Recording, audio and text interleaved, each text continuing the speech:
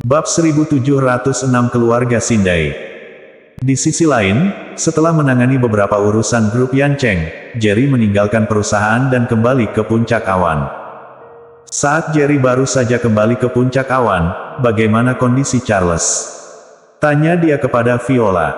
Tanda vital Kak Charles semakin kuat, lah sudah sadar sekarang, tapi koma terlalu lama. Seharusnya ia bangun kurang dari 3 hari, mengingat kondisinya sekarang. Jelas Viola tersenyum dan merasa lega. Irene yang sebelumnya tampak khawatir, kini tersenyum cerah. Sambil memeluk Andri, karena Viola bilang kurang dari 3 hari, dia pasti akan bangun dalam waktu itu. Ujar dia mendekati Jerry. Berita bagus ini membuat Jerry sangat senang. Andri, sini paman gendong. Ujar ia menggendong Andri dari Irene. Andri mengedipkan mata besar, melihat pria di depannya, dan tiba-tiba tertawa. Sudah cukup lama sejak Jerry terakhir kali melihat Andri. Hari ini begitu baru saja pulang, Jerry pergi menangani urusan grup Yancheng, dan baru ada waktu bermain dengan Andri. Andri, ini paman. Paman sangat menyukaimu. Biarkan paman memelukmu, oke? Tawa Irene. Andri pernah bertemu Jerry sebelumnya. Saat itu, usianya baru 3 bulan, kini saat melihat Jerry lagi, ia hanya merasakan sedikit keintiman, tapi tetap terlihat sangat aneh. Ketika Jerry mencoba meraih Andri, tiba-tiba Andri menangis. Jerry segera menarik tangannya kembali. Ini pertama kalinya semua orang melihat Jerry begitu canggung, dan mereka semua tertawa. Ruangan dipenuhi dengan kegembiraan dan tawa. Charles yang terbaring di tempat tidur rumah sakit, mungkin mendengar tangisan bayi. Ia menggerakkan jarinya sedikit, tapi masih belum menunjukkan tanda-tanda bangun. Pada malam harinya, Jerry menerima panggilan dari Robin. Komisaris, orang-orang dari Yoshida belum meninggalkan kota Yan. Bahkan, para pemimpin 3 konglomerat besar di Shenzhou sekarang berkumpul bersama, kemungkinan membahas bagaimana berkolaborasi melawan kita. Mendengar perkataan Robin, konglomerat Jepang cukup sombong. Anggap kami tidak ada yang bisa menghentikan langkah mereka di Kyushu. Tawa Jerry sambil mengernyit. Karena ketiga konglomerat besar ingin bermain, mari kita temani mereka bermain. Biarkan mereka tahu ini adalah Kyushu, bukan Jepang. Ujar dia memberi perintah. Setelah menutup telepon, Tuan Jerry, apakah kami perlu beraksi? Tanya Lev. Semua orang yang tinggal di puncak awan sadar akan situasi grup Yanchen, dan Song bersaudara juga ingin melakukan sesuatu untuk Jerry. Belum saatnya, mari kita lihat trik apa yang mereka miliki. Kalau kita langsung membunuh konglomerat Jepang, itu akan membawa banyak masalah bagi Kyushu dalam hal opini publik. Ujar Jerry menggelengkan kepala. Kalau mereka ingin bermain, mari kita gunakan cara yang benar untuk mengusir mereka dari Kyushu. Tanpa Jerry sadari, saat ia ingin bermain sesuai aturan, orang-orang dari konglomerat Jepang tidak berniat bermain adil. Saat ini, pesawat dari Jepang menuju Kyushu mendarat perlahan di Bandara Internasional Kota Yan. Kolonel Yoshida sendiri menyambut mereka di bandara. Segera, Sindai Yuichi dan perwakilan dari konglomerat Aoki juga tiba di bandara, mengawal sekelompok orang. Pagi berikutnya, media utama Kyushu menampilkan berita utama yang mengguncang seluruh wilayah. Konglomerat Jepang secara resmi menantang para Master Kyushu. Dalam 3 hari, Master dari 3 konglomerat besar Jepang akan bertarung dengan para Master Kyushu di Gedung Seni Bela Diri Kota Yan. Berita ini mengguncangkan seluruh Kyushu. Ketika Jerry mengetahui berita ini, ekspresinya perlahan berubah dingin. Beraninya 3 konglomerat Jepang menantang Master Kyushu. Apakah mereka benar-benar berpikir Kyushu tidak memiliki siapa-siapa? Tuan Jerry, orang-orang dari konglomerat Jepang ini terlalu sombong. Dengan mengandalkan 3 konglomerat, mereka ingin menantang semua Master Kyushu. Siapa yang berikan mereka keberanian ini? Ujar Wright marah. Mereka memang sombong, tapi bukankah mereka konglomerat? Kenapa tiba-tiba menantang Master Kyushu? Aku selalu merasa ada sesuatu yang aneh. Lanjut Lev. 3 konglomerat Jepang tidak sesederhana yang terlihat. Di belakang mereka, ada keluarga seni bela diri papan atas dari Jepang yang mendukung mereka. Ujar Lani mendekat.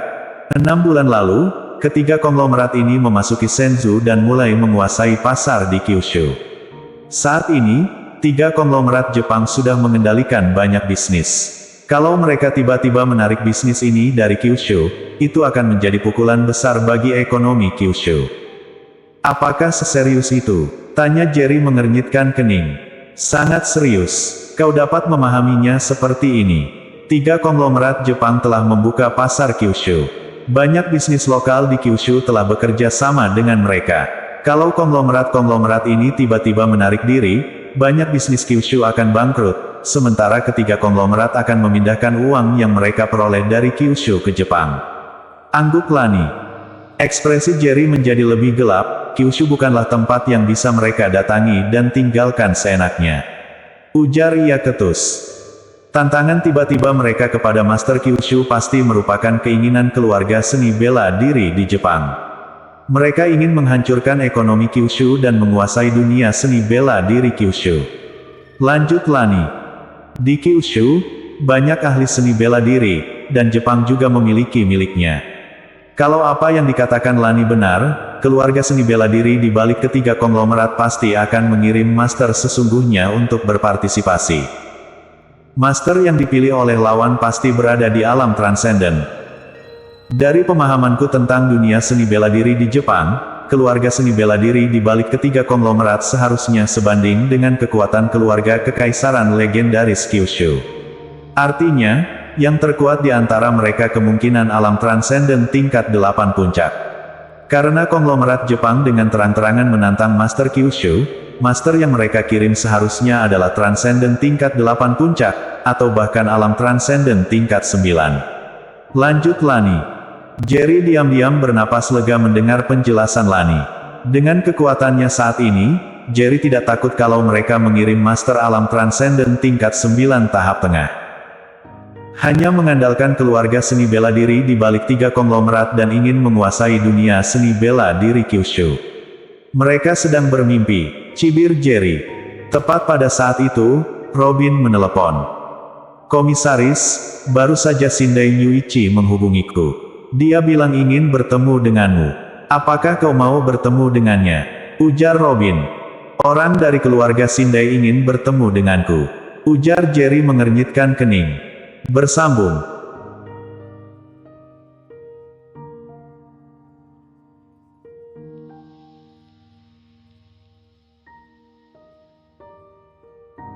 Bab 1707 memutar keadaan.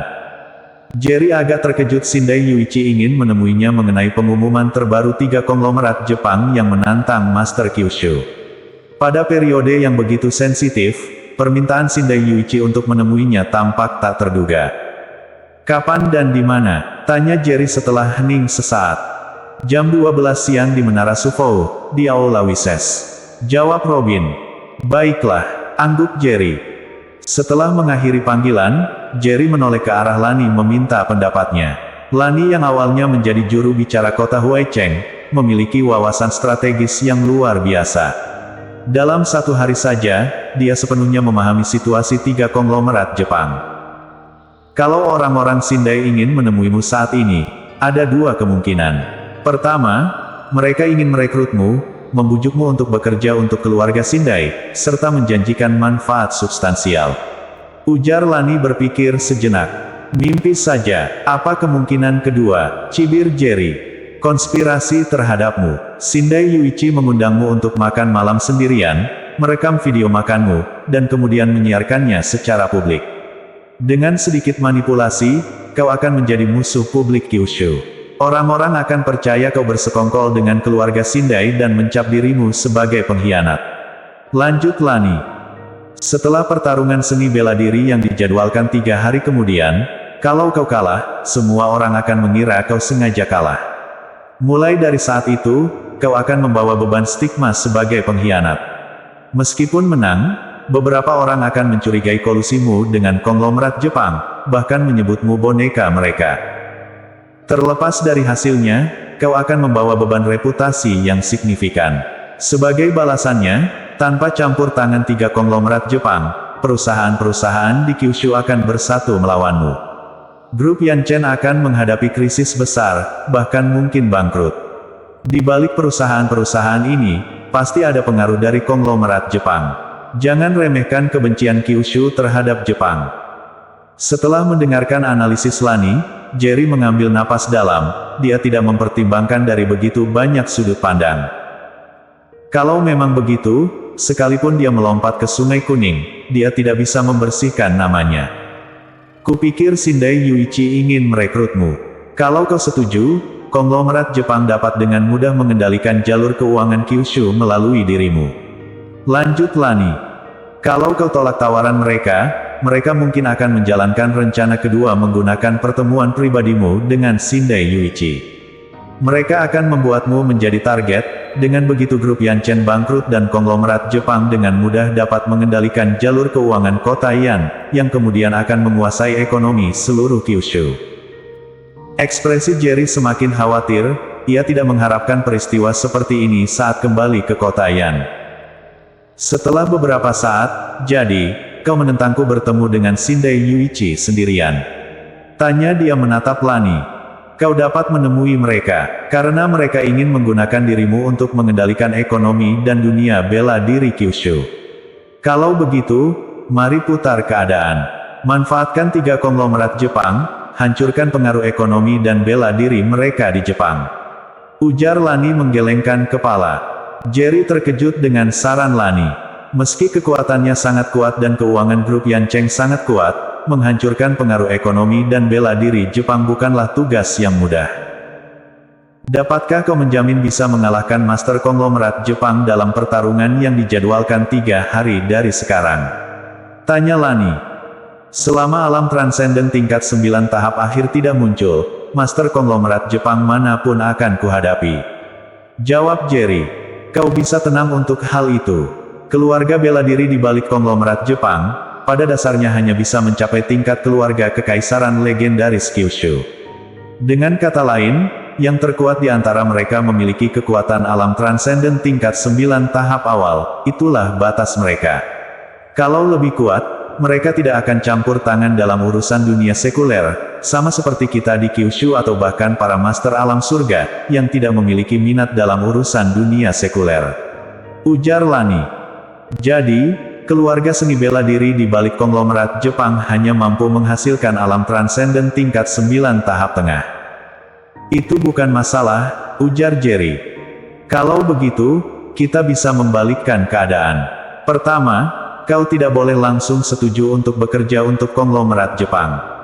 Kalau begitu, mereka akan memilih opsi kedua, mencemarkan nama baikmu dan membuat orang Kyushu menghadapimu. Lanjut Lani. Meski mereka ingin orang Kyushu melawanmu, itu harus menunggu hasil duel dalam 3 hari. Kita bisa bersiap-siap dan, saat duel dimulai, menyebarkan berita di platform media utama bahwa 3 konglomerat Jepang adalah anak buahmu. Master yang mereka pilih akan sengaja kalah untukmu, bahkan sengaja menyerahkan semua industri mereka di Kyushu padamu. Selama pertemuanmu sendiri dengan Shindai Yuichi hari ini, kau bisa mengusulkan taruhan untuk duel dalam 3 hari. Kalau kau menang, ketiga konglomerat Jepang akan menyerahkan semua industri mereka di Kyushu padamu. Kalau kalah, kau akan menyerahkan grup Yanchen kepada mereka. Grup Yanchen di Kyushu jauh lebih rendah dibandingkan dengan 3 konglomerat Jepang. Mereka tidak akan setuju, ujar Jerry. Jangan khawatir, mereka akan setuju. Mereka sudah ingin menggunakanmu untuk memprovokasi kemarahan Kyushu, menghancurkan grup Yanchen dan memudahkan konglomerat Jepang mengendalikan urat nadi ekonomi Kyushu. Ujar Lani tersenyum. Selain itu, anggota konglomerat Jepang itu sombong. Mereka tidak percaya kau bisa mengalahkan master terbaik dari keluarga seni bela diri yang mendukung mereka. Bagi mereka, kau tidak punya peluang. Setelah mendengarkan analisis Lani, untungnya, kau bukan musuhku. Dengan kehadiranmu, aku merasa jauh lebih aman. Ujar Jerry merasa lega. Bagiku, Kak Jerry adalah penyelamat hidupku. Tanpamu, sekalipun kota Huaicheng masih ada, aku mungkin tidak bisa melarikan diri dari cengkeraman pemimpin kota Huaicheng. Ujar Lani tersenyum cerah. Selama Kak Jerry tidak mengusirku, aku akan tetap berada di sampingmu seumur hidup. Aku tidak bisa meminta lebih. Mana mungkin aku mengusirmu? Tawa Jerry. Tepat pukul 12 siang, Jerry tiba di Menara Sufou sesuai jadwal. Seperti yang diperkirakan Lani, saat Jerry memasuki Menara Sufou, dia melihat banyak orang yang bersembunyi di bayangan, mencoba memotretnya. Jerry berpura-pura seolah-olah tidak melihat apa-apa dan di dalam ruang pribadi Aula Wises, bertemu dengan Shindai Yuichi. Shindai Yuichi adalah salah satu dari 3 konglomerat Jepang, yang bertanggung jawab di Kyushu dan juga komisaris dari grup Kamikaze. Bersambung.